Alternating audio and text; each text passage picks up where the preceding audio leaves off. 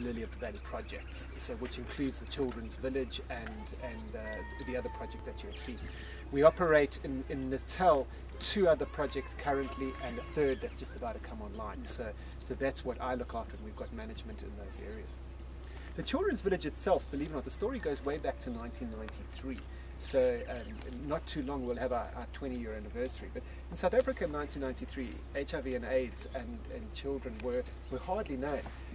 Those of you who live in South Africa know, we were seeing people dying and nobody knew why they were dying.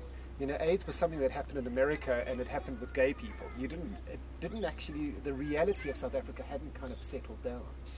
And there were rumors of it, and it was a psychiatrist by the name of Dr. Angela Grazioli that was giving a talk on HIV and AIDS, and a couple that heard the story were moved and made a decision to start doing something. And they started what started as a clinic in Pinetown, which is quite an industrial area. Is industrial the right word? Yeah, commercial. And very soon realized that the problem with HIV and AIDS was not the adults so much, it was the children that were left behind. And the fact that the stigma at that point in time, remember, no one once had admitted in South Africa that AIDS existed. Okay. So the stigma was massive, and nobody wanted these children. And very soon they made the decision that they needed to focus on children first of all, and secondly, get out of the city. And hence this farm was bought. So it's quite fitting that the rooms that you're staying in, that was the original Children's Village.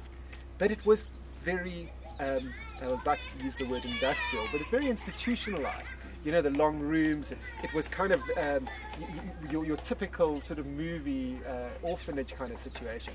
And the cases, Case and Anita Case who were running it, really wanted to break down that kind of institutional mindset and wanted these children to live as much in a family environment as possible. And they then established this model of the cluster home, where you've got a mother and 6 children living. In the beginning years, our children didn't live beyond 7 years of age.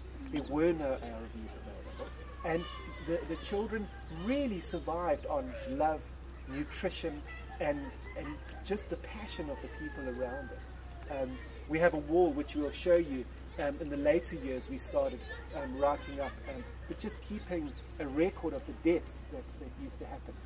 It was a regular affair, and it was just constant. In the last 3 years, we've had 2 deaths though, and that's the difference that ARVs have made.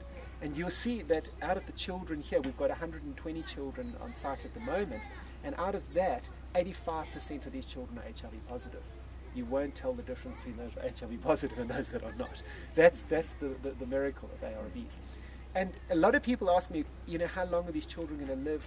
Well, we've got children that are 17, 18 years old and are living perfectly normal lives. And our focus has had to change as an organization. So